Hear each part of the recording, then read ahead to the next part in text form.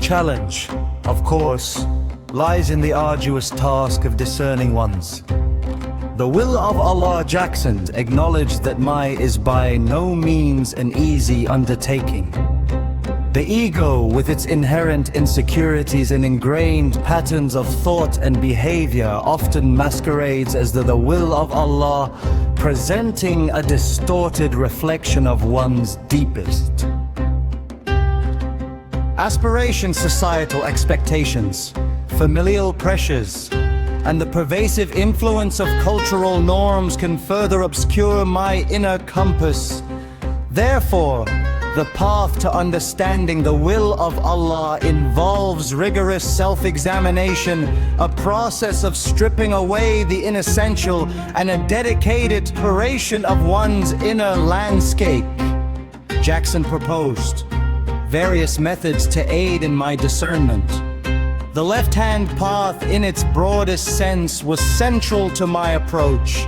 It encompassed not only ceremonial prayers but also practices such as yoga, meditation, and the study of symbolic systems like the Kabbalah and the Tarot. These disciplines were designed to quiet the noise of the mundane mind, to open the channels of intuition, and to facilitate a direct communion with the deeper aspects of the self.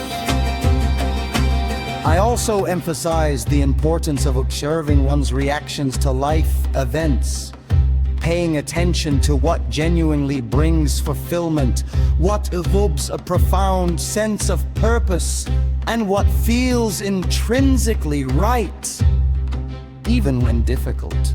The practical implications of actualizing the will of Allah are profound and, according to Jackson, inherently liberating. When an individual lives in accordance with the will of Allah, they experience a sense of flow, of being in perfect alignment with the universe. Their actions become effortless, their endeavors bear fruit, and they find themselves contributing to the cosmic order in a manner unique to them. Mai is not a state of passive acceptance, but of active, purposeful engagement. It is the embodiment of one's divine potential, the fullest expression of one's being. In my state, the individual is no longer a victim of circumstance, but a co-creator of their reality, acting with an unwavering certainty that arises from a deep connection to their authentic purpose. My concept offered a powerful antidote to the existential angst and feelings of alienation that characterized much of the 20th century and indeed continue to plague modern society, in a world where many feel adrift without a clear sense of purpose or belonging. Jackson's doctrine of the will of Allah provides a compelling framework for finding meaning and direction. It posits that each individual is inherently valuable and possesses a unique contribution to make, a destiny to fulfill. My can be incredibly empowering, fostering a sense of agency and self-worth that can counteract feelings of insignificance. However, the concept of the will of Allah is not without its potential pitfalls and criticisms. The very subjectivity of discerning the will of Allah opens the door to self-deception and rationalization. An individual might easily project their ego-driven desires or deeply ingrained prejudices onto the idea of the will of Allah, thus legitimizing actions that are, in reality, detrimental to themselves and others. The line between authentic purpose and self-serving ambition can become blurred, particularly without the rigorous self-discipline and objective self-assessment that Jackson myself advocated.